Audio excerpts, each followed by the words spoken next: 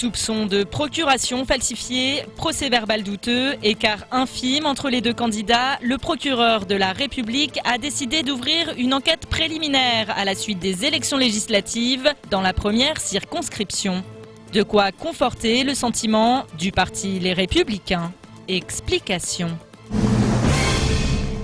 8e semaine de grève pour les agents de la Colas. Le dialogue est toujours rompu entre la direction et les grévistes. Néanmoins, le patronat est désormais passé à la vitesse supérieure. Et pour cause, 7 agents de la société, dont 5 délégués syndicaux, pourraient faire très prochainement l'objet de licenciements pour faute lourde. Explication.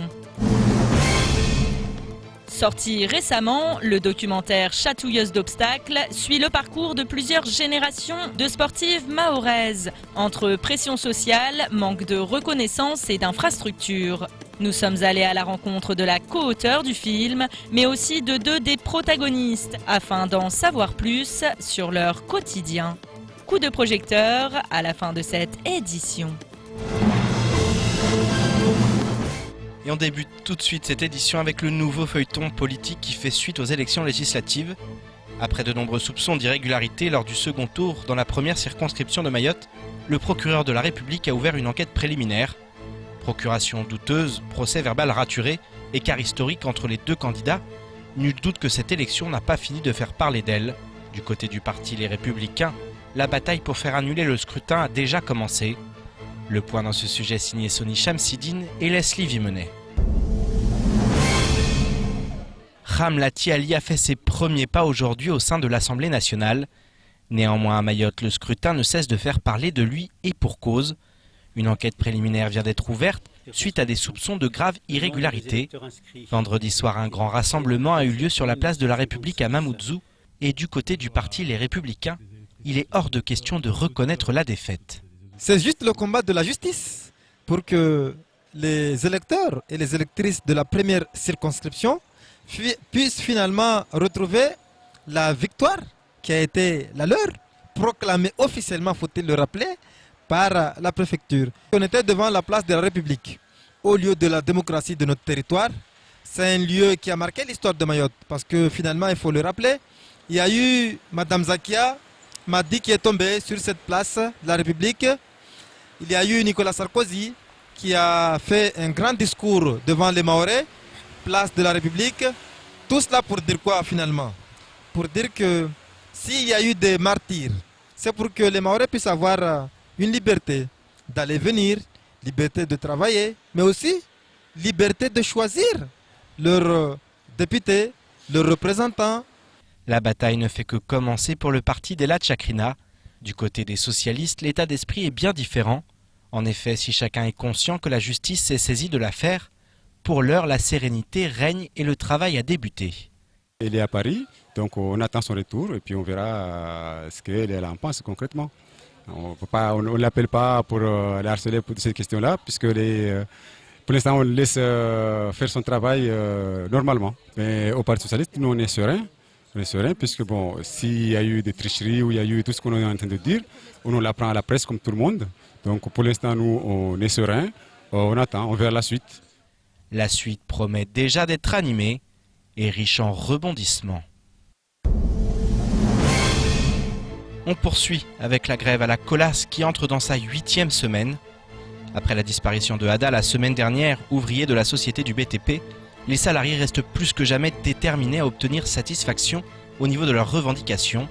Cependant, la direction de la Colas ne s'en laisse pas compter et contre-attaque. 7 agents du groupe français font désormais l'objet d'une menace de licenciement. Les précisions avec Sony Chamsidine. Après une trêve d'une journée entre salariés et direction à l'occasion de l'Aïd el-Fitr, la grève a repris ses fonctions du côté de la Colas. Malgré la levée du camion barrage devant le siège de la société, les sorties de véhicules restent interdites ce mardi. On est arrivé ce matin, voilà, on a vu que le camion qui était en face de cette porte, ils l'ont enlevé. Mais bon, nous on en doutait, on s'en doutait, il n'y a pas de mystère là-dessus. Ils ont profité tout simplement le moment de cette fête de l'Eid pour pouvoir sortir le camion. Mais cela ne nous dérange pas parce que c'est pas nous qui fermons les portes, la porte c'est eux qui les ferment. Donc le camion était juste là comme ça, mais voilà, vous voyez très bien derrière moi la porte qui est fermée. Donc c'est à eux qui ont les clés, nous on est là, on continue le mouvement, on ne s'arrêtera pas et puis la suite, on verra bien ce que ça va donner. Une suite qui risque d'être encore moins heureuse pour certains salariés. 7 agents du groupe de BTP sont convoqués en fin de semaine pour un entretien préalable au licenciement pour faute lourde. En fait, le jour de décès de notre collègue, le lendemain, Colas nous a envoyé ce courrier-là. Mais nous, comme on sait, on connaît la Colas, c'est une habitude chez eux. Une fois que les syndicats revendiquent quelque chose, ils licencient les délégués syndicaux. Ils demandent la notification de justice et la DECT, voilà, pour signer que le délégué soit licencié. C'est un refus de dialogue social et bafoue le droit syndical dans la société. Nous, on va voir nos juristes, nos avocats pour aller jusqu'à la cassation. Parce que les sociétés françaises qui refusent un dialogue social, ce n'est pas une société française. L'apaisement n'est donc pas à l'ordre du jour pour salariés et direction. La Colas est en route pour une nouvelle semaine de blocage, la 8e depuis le début du mouvement. Bonsoir à tous et merci d'être avec nous pour cette édition un peu spéciale. Ce soir, nous allons justement parler de ces grèves, de tous ces mouvements de grève. Et pour en parler avec nous, Elanziz Amidou, il est secrétaire général du syndicat Force ouvrière à Mayotte. Elanziz, bonsoir. Bonsoir. Alors, vous avez vu un peu ces images sur ce qui se passe à la Colas, 8e semaine de mouvement. Ça ressemble à ce qui s'était passé en 2015, à une exception près, c'est qu'il n'y a pas d'intersyndicale, il n'y a pas d'union véritable syndicale. Et ça, c'est le gros problème. On le voit là, on va vers des licenciements. Qu'est-ce que ça vous inspire, tout ça ? Écoutez, moi, quand je vois ça, je suis consterné. Parce que je voudrais qu'il y ait quand même quelque chose de raisonnable dans ce conflit, mais ça a mal démarré et ça finit mal. La direction, est-ce que c'est un problème avec la direction ou est-ce qu'il n'y a pas aussi un problème au niveau des syndicats ? On le voit, le fait de ne pas être unis, ça fait que ce mouvement est moins entendu, il a moins de légitimité forcément. Ah ben écoutez, c'est vous qui le dites, hein. Vous êtes aussi spectateur de ce qui se passe. Hein. Donc moi je suis partisan de l'union fait la force. Moi par exemple je ne vais jamais tout seul à la grève. Hein. Je prépare avec les autres. Je suis un convaincu comme quoi c'est dans l'unité qu'on fait l'action syndicale. Mais c'est pas dans la division. Pour peu qu'il y ait dans une entreprise un syndicat qui n'est pas le mien et qui ne veut pas suivre le mouvement, je vais essayer de retarder le maximum possible le conflit pour justement arriver à entraîner tous les syndicats, tous ensemble, pour faire un rapport de force qui ne durera pas longtemps parce que le rapport de force, ça va prendre, parce qu'il y a de l'énergie, parce qu'il y a de la force, parce que c'est comme ça comment on entraîne les militants à gagner des causes et à gagner des luttes. Ce n'est pas en leur montrant qu'il y a de la division et qu'on y va quand même. Non, c'est pas comme ça comment ça se passe. Donc aujourd'hui, on va pas refaire les choses, mais on est dans un constat d'échec. Hein, et donc dans ce constat d'échec-là, il est de notre responsabilité hein, de nous mettre à la place de ces acteurs-là et de s'immiscer dans ces affaires-là pour emporter l'adhésion d'une dynamique de reprise du travail, c'est-à-dire de sortie de conflit. Deux mots encore, Elanziz, sur ce sujet. Est-ce qu'il y a une rencontre prévue avec la direction ? Et est-ce que demain, FO fera partie de ce grand rassemblement qu'il va y avoir et cette grande marche qui va aller jusqu'au conseil départemental, la Colas et la population, la CGT a appelé. Est-ce que vous en ferez partie ou non ? Ben écoutez, moi je ne suis pas là pour recevoir, c'est-à-dire les informations au compte-gouttes. S'il faut préparer une action syndicale forte et unitaire, il va falloir que la CGTMA apprenne à nous prévenir à l'avance, à parler avec nous. Et ça peut être très intéressant. Mais si j'apprends aujourd'hui, pour aller participer demain, comment moi j'aurai le temps de mobiliser les forces nécessaires pour nous impliquer dans ce rapport de force et à emporter une victoire possible. Moi je dis non, c'est pas comme ça, comment on doit faire les choses. Donc aujourd'hui, tel que ça se présente, nous, ce que nous voulons entraîner une dynamique d'unité pour une sortie de conflit. Et ça, ce n'est pas une scission. Ça, c'est, je dirais, c'est une démarche de cohésion.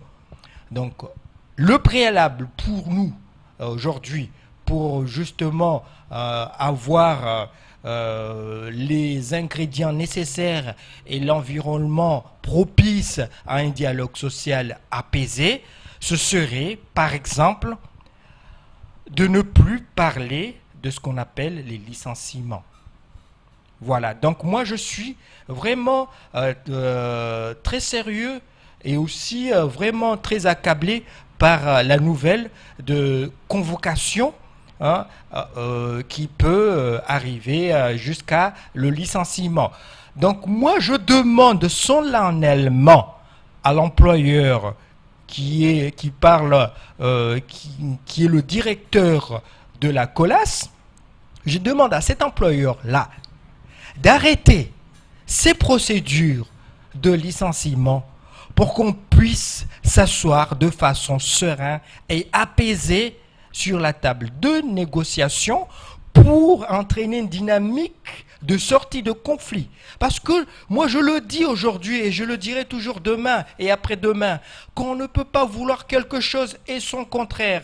Donc aujourd'hui nous voulons le dialogue social, arrêtons de convoquer les grévistes ou je n'en sais les délégués à des procédures de licenciement. Il faut qu'on arrête ça. En tout cas, tant que Force ouvrière sera impliquée dans cette sortie de conflit, nous ne souhaitons pas voir des convocations qui vont tendre vers des licenciements.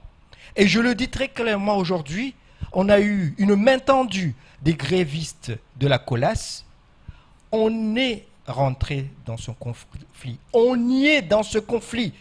Et on n'y sortira jamais jusqu'à ce que ça soit apaisé.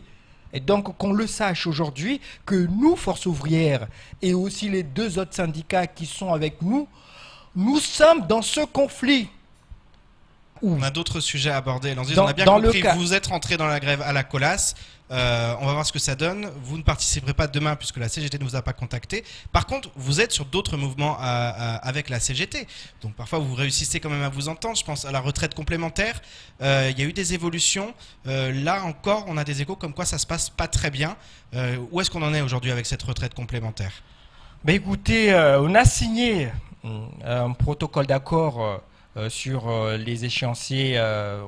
On va étaler un peu les cotisations. On s'est mis d'accord sur la mise en place du régime de retraite complémentaire suivant un échéancier. Donc, on l'a présenté cet accord-là à l'AGIRC à l'ARCO, l'organe centralisateur qui est à Paris, qui gère les retraites complémentaires.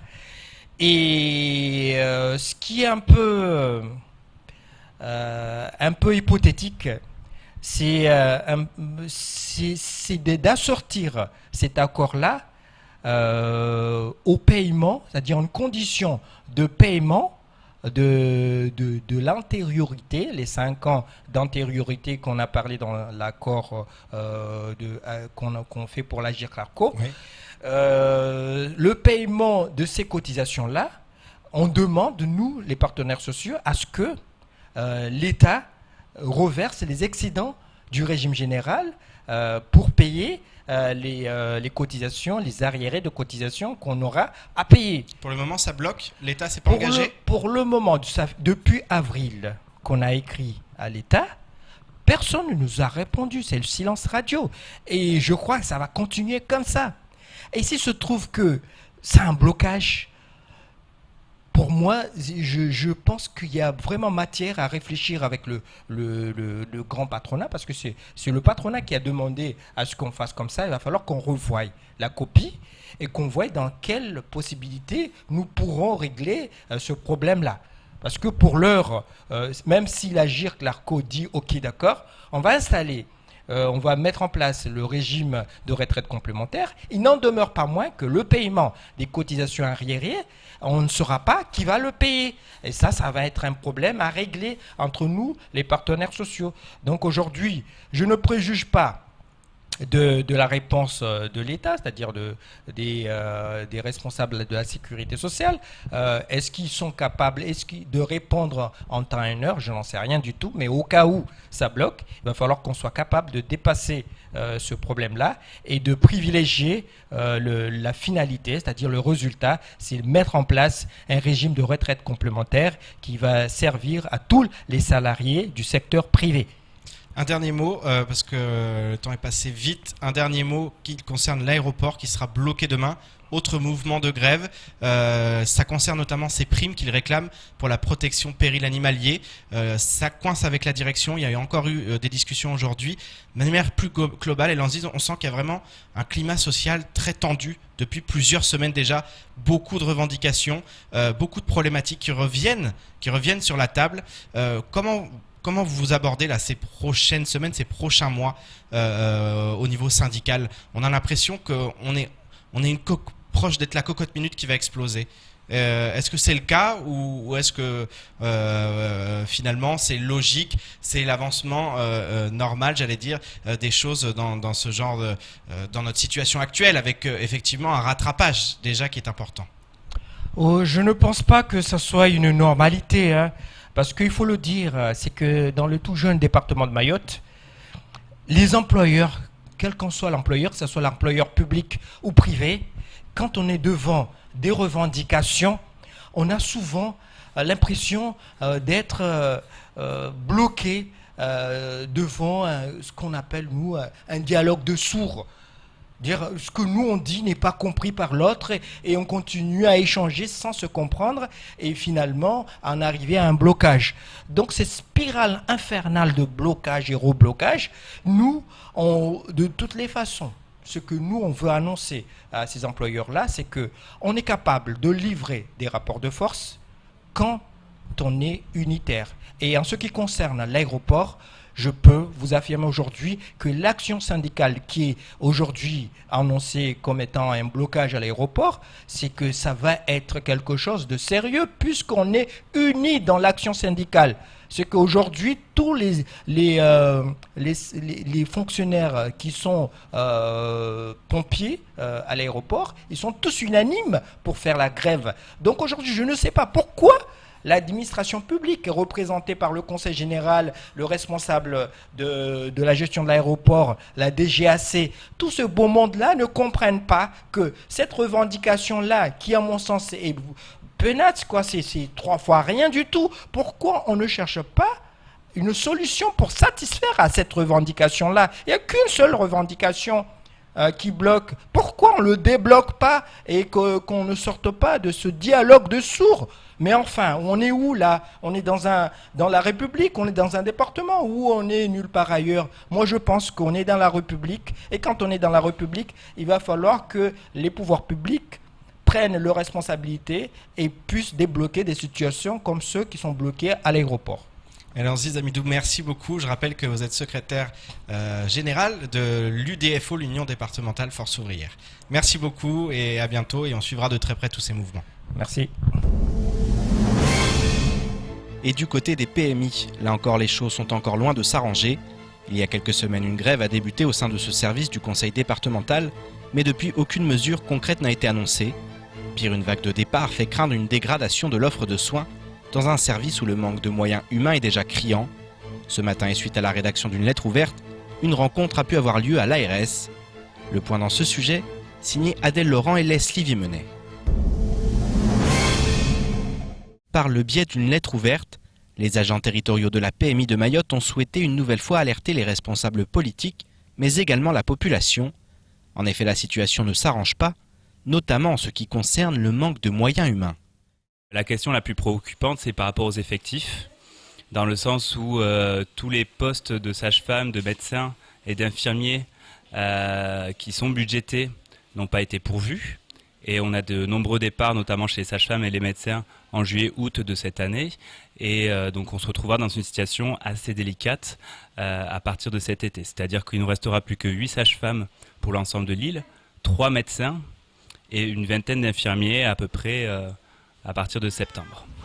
Avec plus de 9000 naissances par an, ces chiffres sur les effectifs ont de quoi inquiéter. Les agents territoriaux souhaitent donc une réaction immédiate de la part des autorités et plus particulièrement de l'État. Alors les deux choses que l'on demande, c'est en priorité par rapport à ce manque d'effectifs, c'est-à-dire qu'il n'y aura plus de suivi de grossesse, plus de contraceptifs auprès des patientes. Donc ça serait un problème principal immédiat, c'est-à-dire dans les mois à venir, en juillet et en août. Donc là, on demande la mise à disposition de la réserve sanitaire, en priorité des sages-femmes et des médecins.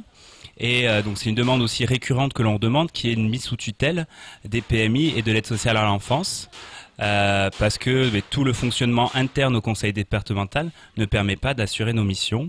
Toutes les problématiques internes au conseil départemental ne permettent pas d'avoir un fonctionnement normal, légal, de toutes les PMI et de l'aide sociale à l'enfance. Les missions ne sont plus assurées correctement et ce matin, une réunion s'est tenue à l'ARS. Si pour l'heure elle n'a pas permis de faire avancer les choses, cette première prise de contact donne espoir aux agents. Alors ce matin on devait voir donc le directeur de l'ARS, M. Montserrat. Malheureusement donc on nous a appris qu'il était à l'aéroport à ce moment-là, qu'il n'était pas rentré sur le territoire.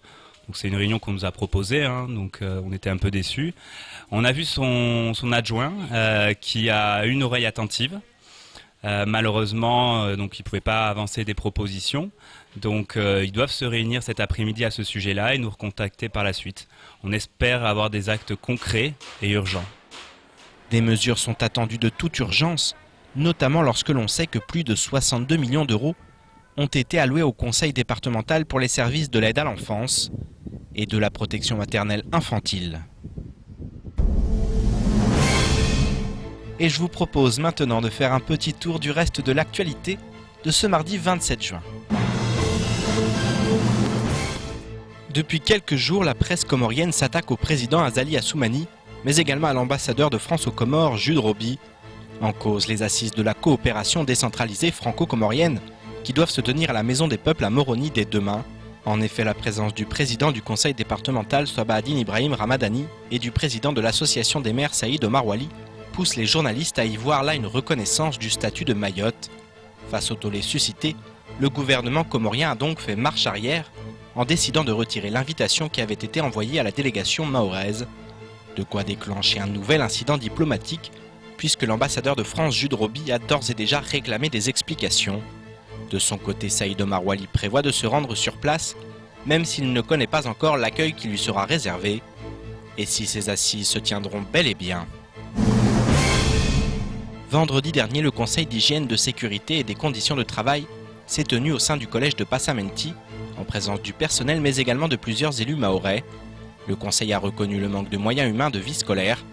Suite à cette réunion, le personnel du collège et membres présents ont écarté la notion de danger grave et imminent en raison de l'absence des élèves à partir de ce vendredi 23 juin au soir. Le droit de retrait a donc pris fin. Des garanties de sécurisation du brevet ont par ailleurs été apportées par le chef d'établissement, tandis que des travaux ont déjà débuté et devraient arriver à terme lors de la rentrée prochaine. En ce qui concerne les moyens matériels et humains, aucune annonce n'a été faite, ce qui pousse les parents d'élèves à rédiger une pétition afin d'attirer l'attention du ministre de l'Éducation, M. Blanquer, sur les inégalités des conditions d'instruction. En effet, la dotation annuelle par élève du second degré n'est à Mayotte que de 4 322 €, contre 7 930 en métropole. À Mayotte, de nombreuses communes connaissent un déficit très important qui freine le développement de l'île. C'était notamment le cas du côté de Dzaoudi l'Abattoir qui, depuis 2013, faisait l'objet tous les ans de saisines de la Chambre régionale des comptes et d'un règlement par le préfet de son budget annuel. Depuis son élection en 2014, le maire Saïd Omar Wali a été contraint de lancer une politique de réduction des dépenses, en commençant par la suspension des indemnités des élus durant les 4 premiers mois de leur mandat. Un plan d'économie a été progressivement mis en œuvre dans chaque service et il semble porter ses fruits. En effet, alors que la Cour des comptes fixait un objectif de retour à l'équilibre pour 2019, le conseil municipal a voté un budget équilibré pour 2017, une première depuis 2012, dont se félicite l'équipe municipale, même si les efforts devront se poursuivre au cours des prochaines années. Jérôme Florenville et Jenna Bassi ont coécrit et coproduit un film sorti très récemment, Les Chatouilleuses d'obstacles. Grâce à la société Inventoi et en collaboration avec France Télévisions, ce documentaire quasi 100% Mayotte pose l'état des lieux d'un domaine encore trop hostile aux femmes, le sport. Entre pression sociale et manque de moyens, nous sommes allés à la rencontre des protagonistes de ce documentaire qui fera date. Reportage signé Adèle Laurent. Chatouilleuse d'obstacles raconte le parcours de Moinraouri, Sanda, Douamrati, Nasra et Simane, des sportives mahoraises déterminées à vivre leur passion malgré les difficultés. Le documentaire dresse un état des lieux de la condition féminine sur l'île et nous immerge dans le sport féminin. Jenna Bassi nous en dit plus. Ce film, c'est aussi une histoire de femmes, c'est aussi une histoire de transmission, de lutte, de combat. Et c'est aussi pour ça que ça s'appelle Chatouilleuse d'obstacles, puisqu'il y a beaucoup de ces sportives qui se sont inscrites dans la lignée des chatouilleuses et de leur combat. Et si elles en sont là aujourd'hui et si elles ont ce courage de faire ce qu'elles font, c'est aussi un peu parce qu'elles ont eu l'exemple de ces femmes-là auparavant. Elles doivent combiner leurs études, leur vie de famille, la pratique du sport, c'est pas toujours évident. Et elles souffrent d'un manque de reconnaissance à la fois institutionnelle, médiatique et puis de la part de leurs proches parfois. Et c'est le cas pour Salim Abdallah Douamrati, rugbywoman avertie et seule arbitre féminine de l'île. Femme forte de 27 ans, elle revendique le droit de pratiquer sa passion et s'assume pleinement. Les musulmans, même si tu as 40 ans, tu es chez maman, tu es toujours chez maman. Tu n'as rien à décider. Avant, les parents disaient mais non, les femmes, on ne peut pas faire ça parce que vous êtes en short et tout. Ça, c'est les mecs qui font ça, sinon les voisines vont parler. Mais moi, j'allais quand même.